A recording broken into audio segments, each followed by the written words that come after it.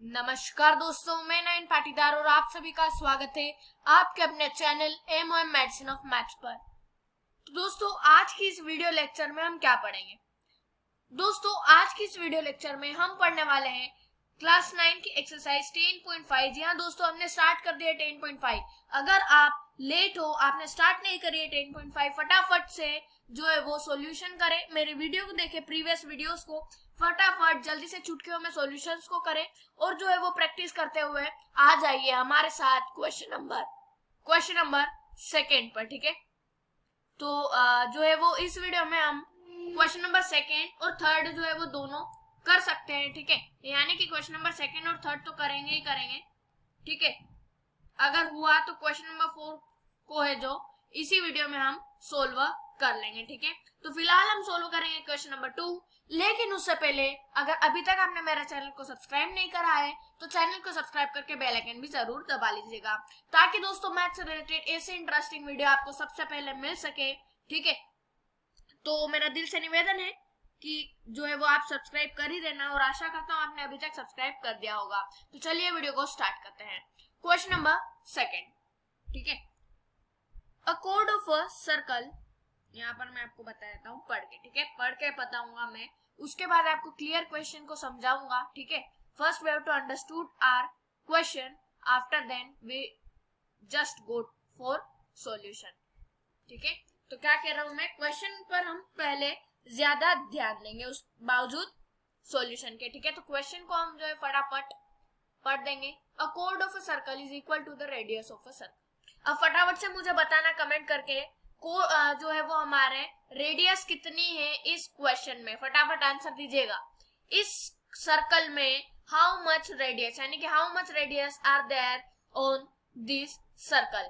मैं कब से दोस्तों आपको सर्कल के बारे में पढ़ाते आ रहा हूँ, और जैसा कि मैंने आपको कहा है मेरी एक और वीडियो है क्रैश कोर्स करके, ठीक है, सर्कल का, तो वो भी मैंने आपको बहुत बार कहा है, वो भी आप देख लीजिए। तो आज बारी है दोस्तों कुछ होमवर्क की। ठीक है, कुछ मजेदार प्रश्न की, कुछ मजेदार क्वेश्चंस की।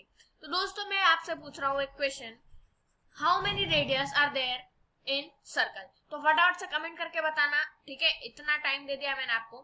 ठीक है, कमेंट करके बताना। तो दोस्तों आपको कमेंट करने का मैंने टाइम दे दिया है, अब जाके मैं आपको आंसर खुद ही बता देता हूँ। ठीक है, तो नो चीटिंग दोस्तों। ठीक है, मेरे आंसर बताने से पहले ही आप कमेंट कर दीजिएगा। अगर अभी तक नहीं करा है तो फटाफट अभी 3 सेकंड का टाइम दे रहा हूँ, फटाफट 1 2 3 ये लिख के भेज दीजिए। ठीक है, तो चलिए दोस्तों, इसके अगर मैं आंसर की बात करूं तो टोटल यहाँ पर 2 रेडियस है।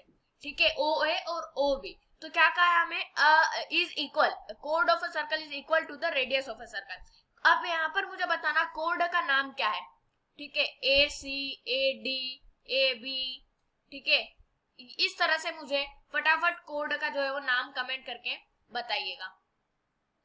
तो दोस्तों जिसने ये कमेंट करी है A B is a code, तो ही इज एन एक्यूरेट आंसर। ठीक है, this is an accurate answer, A B is a code. तो दोस्तों क्वेश्चन ये कह रहा है कि जो कोड है वो क्या है, रेडियस के बराबर है। तो ए बी क्या हो जाएगी, ओ ए और ओ बी के बराबर हो जाएगी, यानी कि तीनों लाइन क्या हो जाएगी, बराबर हो जाएगी। और बराबर होने के कारण क्या होगा, बराबर होने के कारण बताता हूं आगे कुछ होगा। ठीक है, यहाँ पर आगे कह रहा है find the angle subtended by the कोड at a point on a minor arc and also on major arc. तो देखिए दोस्तों, माइनर और मेजर का आपको मतलब पता होना चाहिए। अब आप मेरी वीडियोस देखते हो तो मैंने आपको आर्क के बारे में बहुत बता रखा है बार बार। आर्क इज एन स्मॉल टुकड़ा ऑफ सर्कल आप कह सकते हो। ठीक है, तो यहाँ पर मेजर और माइनर की अगर मैं बात करूं तो मेजर और माइनर क्या होता है, आपको नाम से ही पता चल रहा है। माइनर यानी कि हल्का सा, हल्का सा, माइनर यानी कि हल्का सा, थोड़ा सा, इस तरह से आप कह सकते हो, थोड़ा थोड़ा सा टुकड़ा। मेजर यानी कि ज्यादा, मेजर यानी कि आप कह सकते हो ज्यादा। ठीक है, तो आर्क का ज्यादा पार्ट और आर्क का हल्का पार्ट। ठीक है, इसका मतलब ये हो गया कि माइनर यानी कि हल्का पार्ट, ठीक है, और मेजर यानी कि ज्यादा वाला पार्ट, बड़ा वाला पार्ट। ठीक है, तो आशा करता हूँ मेजर माइनर समझ में आ गया होगा, बाकी आर्क का मतलब आपको पता ही है। तो देखिए दोस्तों, ये कोड है, इसने सबटेंड करे हैं एंगल्स। ठीक है, पर वो कह रहा है कि एक छोटे एंगल पर, एक छोटे माइनर आर्क पर है, एक मेजर आर्क पे। तो देखिए ये हमारा आर्क है, ए बी आर्क है, और ठीक इसी तरह से ऊपर भी ए बी आर्क है। आप देख सकते हो आपको इस तरह का इंटरफेस नजर आ रहा है, ये एक सर्कल है आपका, ठीक है, बीच में जो है वो आपको इस तरह से एक लाइन नजर आ रही है ए बी, ठीक है। तो क्या हो रहा है, यहाँ पर दो टुकड़ों में आर्क बट रहा है। पहला तो ये छोटा सा आर्क हो गया हमारा, ये क्या होगा, माइनर आर्क हो गया, छोटा आर्क है यानी कि माइनर आर्क है, इसका मतलब समझिएगा। और ये जो ऊपर वाला इतना पार्ट बच गया ना, ये क्या होगा हमारा, ये होगा मेजर आर्क, क्योंकि आप बहुमत देख लीजिए ना, जो बड़ा होगा आर्क वो क्या होगा, मेजर, जो छोटा होगा वो माइनर। तो दोस्तों देखिए क्या कर रहा है, एंगल कोड जो है वो सबटेंड कर रहा है। तो हमने क्या करा, ए बी को सबटेंड करा, यानी कि अपन ने क्या करा, ए से हम आगे गए, बी से भी आगे गए, तो जहां पर टच हो रहा है वो हमारा एंगल हो गया ये, ठीक है। और ये कहीं पर बन रहा है, मेजर आर्क पर, ठीक है। ठीक इसी तरह नीचे अगर आप देखो, ये छोटा आर्क है हमारा, माइनर आर्क, तो बी से हम वापस नीचे आए, ए से भी नीचे आए, जहां पर टच हो रहा है वो हमारा एंगल क्या हो गया, माइनर आर्क का एक एंगल हो गया, ठीक है। तो अब यहाँ पर दोस्तों ये आपको समझ में आ गया होगा कि हमें क्या प्रूव करना है। हमें क्या प्रूव करना है, एक तो ये वाला आर्क और ये वाला आर्क जो कि माइनर आर्क और मेजर आर्क पर बने हुए हैं, और सबटेंड कैसे है, कोड से, यानी बनाए कोड ने लेकिन बन कहां पर रहे, आर्क पे। समझ रहे हो बात। देखिए आप एक फैक्ट्री में काम करते हो, ठीक है, आप क्या कर रहे हो, एक फैक्ट्री में जो है वो काम कर रहे हो, वहां पर ये जो है वो मान लीजिए बॉम्बे में, ठीक है, आपका जो हाउस है, होम कह सकते हो, घर जो आपका है, ठीक है, ये हो गई फैक्ट्री, ये जो घर है ये आपका दिल्ली में है, ठीक है। तो यहाँ पर काम आप कर रहे हो, काम कौन कर रहा है, आप कर रहे हो, लेकिन कर कहां पर रहे हो, बॉम्बे में। क्या कह रहा हूं मैं, काम आप कर रहे हो लेकिन जिस जगह कर रहे हो वो बॉम्बे है। तो ठीक इसी तरह एंगल कोड बना रहा है, लेकिन बना कहां रहा है, आर्क पे, ठीक है, समझ रहे हो। तो ये जो आर्क पे एंगल बन रहे हैं, आप कह सकते हो दोनों तरह से, क्योंकि कोड एंगल बना रहा है तो कोड का भी होगा और आर्क का भी होगा, क्योंकि आर्क पे भी एंगल बन रहा है, ठीक है। तो ये हो गया। अब सबसे पहले मैं सॉल्यूशन में लिख सकता हूँ, गिवन हमें दिया क्या गया है, तो हमें ये दिया गया है कि जो कोड है वो क्या है, इन दोनों रेडियस से बराबर है। तो मैं कह सकता हूँ कि जो रेडियस होगी हमारी वो बराबर होगी कोड के, ठीक है। क्या लिख सकता हूं मैं, जो रेडियस होगी वो कोड के बराबर होगी। बात आती है हमें फाइंड आउट क्या करना है, तो टू फाइंड में लिखता हूं मैं ये वाला एंगल और ये वाला एंगल, तो एंगल ADB, ठीक है। और क्या फाइंड करना है हमें, एंगल ACB, ठीक है। ADB और ACB जो है वो हमें फाइंड करना है। अब हम यहाँ पर सॉल्यूशन करते हैं। देखिए हमें क्या दिया गया है, रेडियस और कोड इक्वल, रेडियस है हमारी OA और OB, ठीक है, कोड हमारी है AB, तो ये तीनों आपस में इक्वल जो है वो हो जाएंगी, कारण आ जाएगा गिवन, ठीक है, गिवन हमें। अब दोस्तों तीनों लाइनें आपस में इक्वल होने के कारण मैं कह सकता हूं कि जो हमारा ट्राइंगल है OAB, जो ट्राइंगल है हमारा OAB is a equilateral triangle. मैं कह सकता हूं ये क्या है, इक्विलेटरल ट्राइंगल है। क्योंकि दोस्तों इक्विलेटरल ट्राइंगल हम कब कहते हैं, जब तीनों साइड हमारी इक्वल है। तो यहाँ पर आप देख सकते हो हमारी तीनों साइड जो है वो इक्वल है, तो मैं कह सकता हूं कि OAB क्या होगा, हमारा इक्विलेटरल ट्राइंगल होगा, ठीक है। अब यहाँ पर दोस्तों हम आगे देखते हैं। देखिए अब दोस्तों इक्विलेटरल ट्राइंगल है तो ये तीनों एंगल भी क्या होंगे, ये वाला एंगल, ये वाला एंगल और ये वाला एंगल, ये तीनों क्या होंगे, इक्वल होंगे। क्या होंगे, तीनों एंगल इक्वल होंगे, ठीक है। तो यहाँ पर मैं पूरा नाम नहीं लिख रहा हूँ, एंगल A लिख रहा हूँ, एंगल O लिख रहा हूँ और एंगल B लिख रहा हूँ। ये तीनों क्या है, इक्वल है। तो मैं क्या कर रहा हूँ कि AB की जगह भी O लिख रहा हूँ, तो क्या हो जाएंगे, मेरे पास तीन हो जाएंगे। अगर मैं A की भी जगह O लिख दूं, B की जगह भी O लिख दूं, क्योंकि तीनों आपस में क्या है, इक्वल है, तीनों आपस में इक्वल है। ये एंगल भी इससे इक्वल और ये दोनों एंगल भी इससे इक्वल, तीनों एंगल इक्वल है बिकॉज ऑफ इक्विलेटरल ट्राइंगल, आप रीजन लिख सकते हो। तो दोस्तों 3O हो गए मेरे पास, ठीक है। अब इसका जो है सम कितना होगा इन तीनों का, 180 डिग्री होगा। क्यों होगा, क्योंकि दोस्तों ये क्या है, इसका आ जाएगा रीजन सम प्रॉपर्टी, या फिर एंगल सम प्रॉपर्टी लिख सकते हो, सम प्रॉपर्टी ऑफ ट्राइंगल, ठीक है, या फिर angle sum property of triangle लिख सकते हो आप। यहाँ पर एंगल का साइन बना देता हूँ, angle sum property of triangle. तो दोस्तों इस रीजन से क्या होता है, जो सम होगा वो 180 डिग्री का होता है। अब 3 मल्टीप्लाई का है तो एंगल ओ निकल के आ जाएगा हमारा। देखिए 3 मल्टीप्लाई का है, डिवाइड में गया, 3 3 3 6 18 60। एंगल ओ क्या निकल कर आ गया, 60 डिग्री निकल कर आ गया। ठीक है, एंगल ओ क्या आ गया, 60 डिग्री निकल कर आ गया। अब तीनों एंगल आपस में बराबर है, यानी कि तीनों एंगल क्या निकल कर आ गए, 60 डिग्री। ध्यान दीजिएगा, तीनों एंगल हमारे निकल कर आ गए 60 डिग्री। ठीक है, तो अभी यहाँ पर हम लिख देंगे तीनों एंगल को 60 डिग्री। अब दोस्तों मुझे एंगल ए और एंगल बी का कुछ काम नहीं है, तो मैं यहाँ पर सिर्फ ओ का काम है, तो मैं ओ पे ही लिख देता हूँ 60 डिग्री। ठीक है, मैंने एंगल ओ पर लिख दिया 60 डिग्री। अब एंगल ओ का यहाँ पर मैं लिख दूंगा फाइनली एंगल जो है हमारा ए ओ बी, या फिर बी ओ ए, कुछ भी लिख सकते हो। ठीक है, ये किसके बराबर हो जाएगा, 60 डिग्री के बराबर जो है वो हो जाएगा। ठीक है, अब दोस्तों यहाँ पर मैंने वैसे तो आप लिख सकते हो तीनों एंगल को 60 डिग्री, लेकिन जो है वो हमें सिर्फ इसका काम पड़ने वाला है, इसलिए मैंने ये लिखा है। बाकी आप तीनों को जो है वो 1 बाय 1 लिख सकते हो, तीनों 60 डिग्री होंगे। तो दोस्तों यहाँ पर हमने क्या करा, एक जो ट्राइंगल होता है ये आपको पता होना चाहिए, उसका सम क्या होता है 180 degree, angle sum property of a triangle. ठीक है, अब यहाँ पर तीनों एंगल इक्वल दिए गए थे। ठीक है, तो हम एंगल ए और एंगल बी की जगह भी एंगल ओ ही लिख दिया मैंने, क्योंकि तीनों एंगल आपस में बराबर थे। आगे से कान पकड़ो, पीछे से कान पकड़ो, हाथ कहाँ पर जाने वाला है, आपका कान पर जो है वो जाने वाला है। तो दोस्तों आशा करता हूँ आपको ये बात समझ में आ गई होगी। तो कुल मिला के मैंने एंगल ए और बी को 60 डिग्री यहाँ पर लिख दिया है। अब दोस्तों ये वाला जो एंगल होगा ये क्या होता है, डबल होता है इस वाले एंगल से। ठीक है, यानी कि ये वाला जो एंगल है ना, इसका आधा होगा हमारा एंगल डी।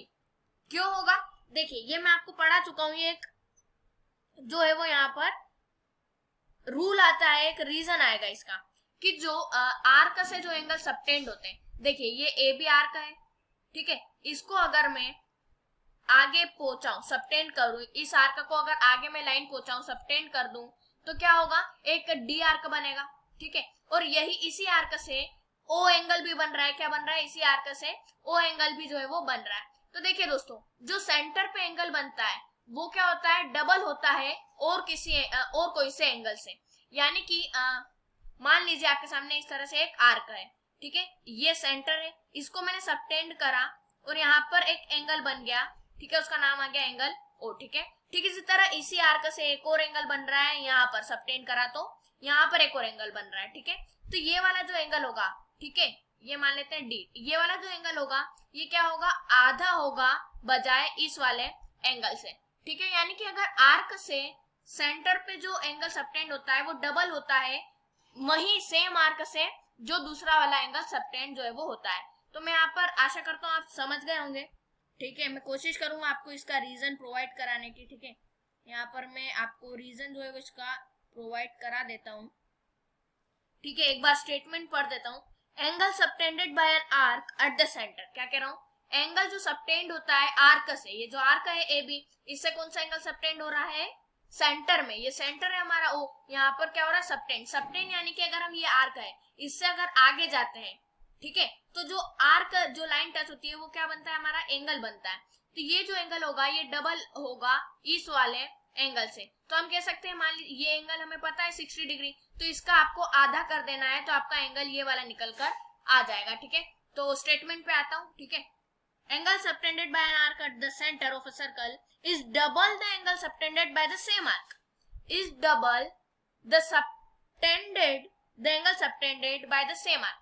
सेम आर्क से जो एंगल सबटेंड हो रहा है उसका डबल होता है। ठीक है, यानी कि ये कुछ भी हो, इसका डबल सेंटर वाला क्या होगा, एंगल होगा। ठीक है, तो यहाँ पर आपको आशा करता हूँ ये समझ में आ गया होगा। अब मैं यहाँ पर लिखूंगा, ठीक है, कि जो ए ओ बी आपका होगा, जो एंगल ए ओ बी होगा, ठीक है, वो किसके बराबर होगा, 2 में अगर हम मल्टीप्लाई कर देते हैं एंगल ए डी बी के, तो ठीक है, यानी कि ए डी बी का डबल होता है ए ओ बी। ठीक है, अभी मैंने आपको यहाँ पर पढ़कर बताया था रीजन, तो थोड़ा बड़ा है, मैं लिखकर नहीं बताने वाला हूँ। ठीक है, ये आप समझ गए होंगे, मैंने आपको पढ़कर बता दिया है। अब देखिए 2 मल्टीप्लाई का है, सबसे पहले तो ए ओ बी हमें पता है 60 डिग्री है। ठीक है, 60 डिग्री है। अब यहाँ पर आपको पता है 2 मल्टीप्लाई का है तो डिवाइड में जाएगा ब्रिज क्रॉस करके, एंगल ADB जो है वो इक्वल टू में आ जाएगा, तो 2 1 2 2 30 डिग्री ADB आपका जो है वो आ जाएगा। ठीक है, तो दोस्तों हमारा जो ADB एंगल है वो क्या निकल कर आ गया, 30 डिग्री जो है वो निकल कर आ गया। आप देख सकते हो हमने यहाँ पर सॉल्यूशन कर दिया है। अब जैसा कि मैंने आपको यहाँ पर बताया था कि ये वाला जो एंगल होता है ये क्या होता है, डबल होता है जो आर्क से दूसरा वाला एक और एंगल सबटेंड होता है उससे। तो ये क्या हो गया, इसका आधा हो गया, 60 का आधा हमारा 30 आया, यानी कि हम लिख सकते हैं कि ये जो एंगल है ये हमारा है एंगल ADB कितना हो गया, 30 डिग्री हो गया। ठीक है, यहाँ पर मैंने साइड में राइट डाउन कर लिया है, फिलहाल जो है वो मैं रब कर दूंगा इतना इतना पार्ट। अब दोस्तों यहाँ पर अगर आप गौर करते हो तो एक क्वाड्रिलेटरल भी जो है वो बन रहा है। क्या बन रहा है, क्वाड्रिलेटरल, ABCD क्वाड्रिलेटरल बन रहा है, ध्यान दीजिएगा,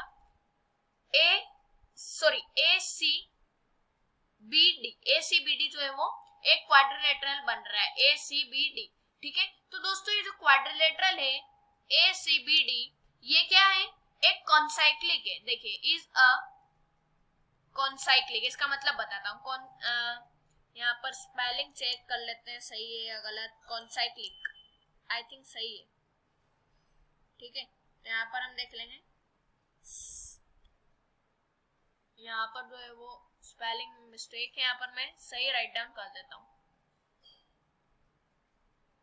ठीक है, तो इसका जो स्पेलिंग होगी वो साइक्लिक होगी।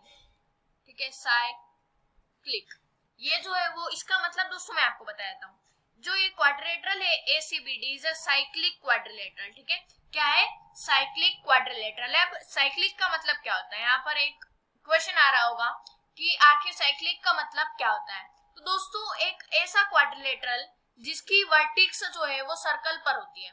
देखिए, इसकी ये वर्टिक्स भी सर्कल पर है, ये भी सर्कल पर है, ये भी सर्कल पर है और ये भी सर्कल पर है। अब इससे मैं ये बताना चाहता हूँ कि जो अपोजिट एंगल होते हैं ना साइक्लिक क्वाड्रिलेटरल, जो अपोजिट एंगल होते हैं जैसे कि एंगल D और एंगल C, इनका सम जो होगा वो क्या होगा, 180 degree, because of ABCD is a cyclic quadrilateral and the sum of the opposite angle in a cyclic quadrilateral is 180 degree. तो देखिए यहाँ पर मैं लिख दूंगा एंगल ADB प्लस में एंगल ACB, इनका सम क्या हो जाएगा, 180 डिग्री। कारण मैं यहाँ पर आपको बता सकता हूं कि सम of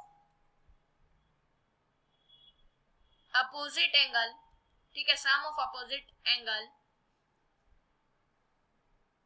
in sum of opposite angle in a cyclic quadrilateral is 180 degree. ये आपका आ जाएगा reason, sum of opposite angle in a cyclic quadrilateral is 180 degree. तो ठीक इसी तरह मैंने लिख दिया है।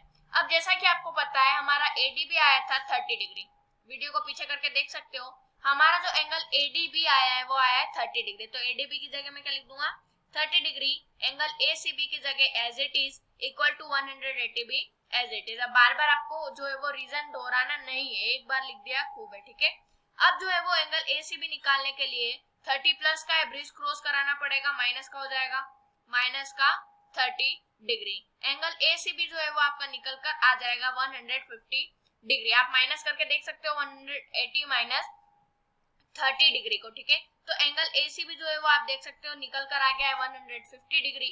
और यहाँ पर आप देख सकते हो पूरा क्वेश्चन भी खत्म हमारा हो गया है। हमने यहाँ पर ADB को भी 30 डिग्री बता दिया है, अच्छे से एक बार मैं लिख देता हूँ, एंगल ADB 30 डिग्री। ठीक है, ये जो है वो यहाँ पर हमारा आंसर आ गया है। तो दोस्तों क्वेश्चन खत्म होने की खुशी में जो है वो सब्सक्राइब कर दीजिए फटाफट और जो है वो बेल आइकन भी दबा दीजिए। लाइक कमेंट करना है तो करिए, ठीक है, कोई दिक्कत वाली बात नहीं है, लेकिन सब्सक्राइब तो जो है वो कर ही दीजिएगा।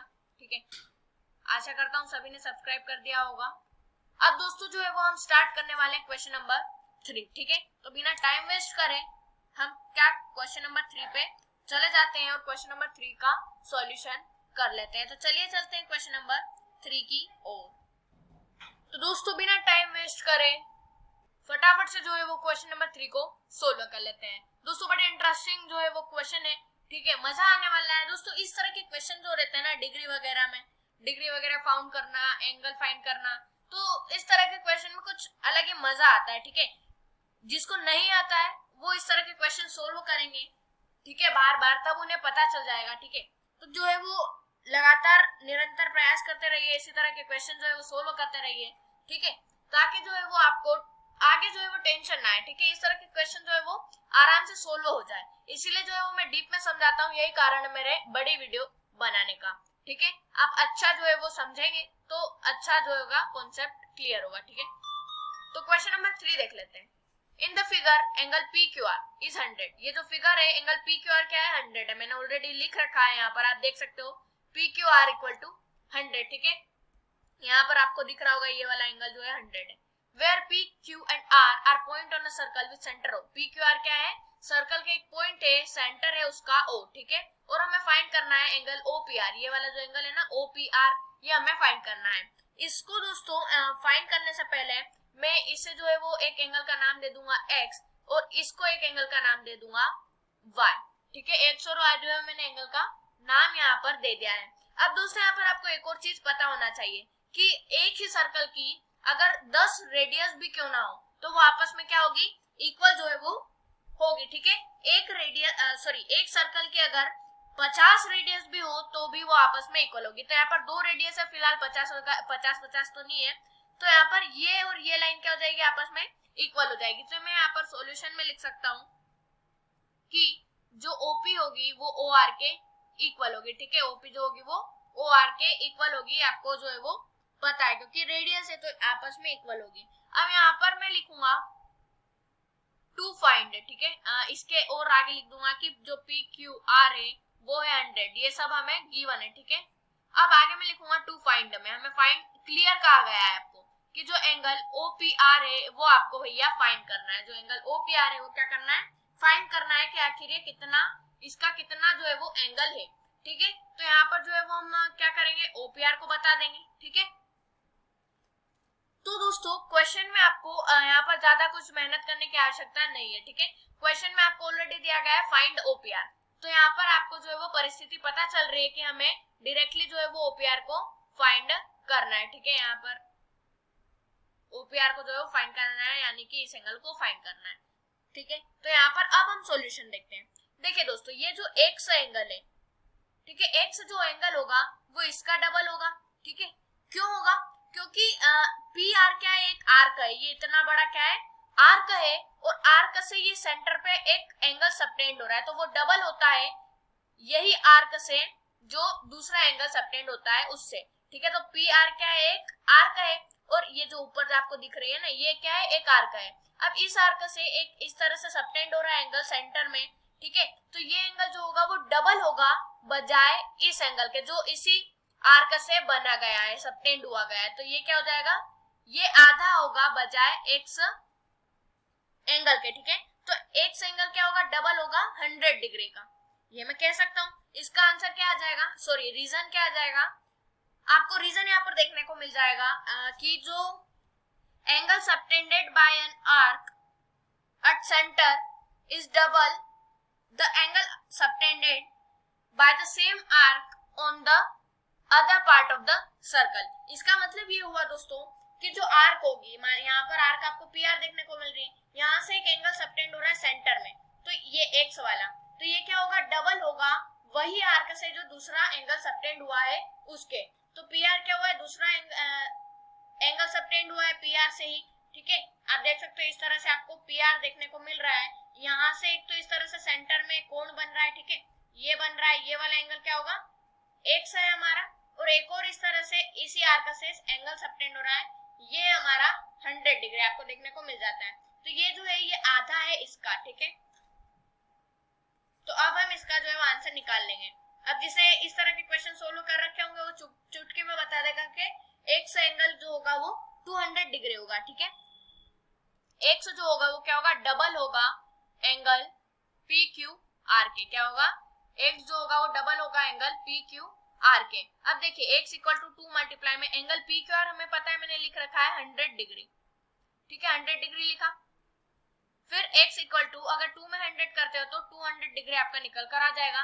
तो x की जगह मैं क्या लिख दूंगा, x की पास में यहाँ पर मैं लिख दूंगा 200 डिग्री, ठीक है। 200 डिग्री जो है यहाँ पर आ जाएगा, आप देख सकते हो। तो x हमारा निकल कर आ गया है 200 डिग्री। तो फिलहाल इसे मैं रब कर देता हूँ और साइड में लिख दूंगा x इक्वल टू 200 डिग्री। ठीक है, अब x इक्वल टू 200 डिग्री तो हो गया। अब दोस्तों आप यहाँ पर अगर आप देख रहे हैं तो एक कंप्लीट एंगल क्रिएट हो रहा है। क्या हो रहा है?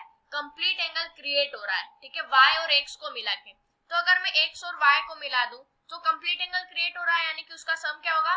360 डिग्री। दोस्तों ये आपने छोटे स्टैंडर्ड में पढ़ा होगा कि अगर एक सर्कल क्रिएट हो रहा है और एंगल हो, ठीक है, तो क्या होगा? वो 360 डिग्री का होगा। आप देख सकते हो ये कंप्लीट एंगल बन रहा है, पूरा इस तरह से एंगल जो है वो कंप्लीट एंगल बन रहा है। अब ये तो आपको पता होता है कि अगर इस तरह का एंगल हो तो वो क्या होता है? 90 डिग्री होता है, ये आपको पता है। अगर सीधे से लाइन हो और इस तरह का एंगल हो तो क्या होगा? वो 180 डिग्री होगा। तो इसी एंगल को अगर आप इस तरह से डबल कर देते हो तो वो 180 प्लस 180 कितना हो जाएगा?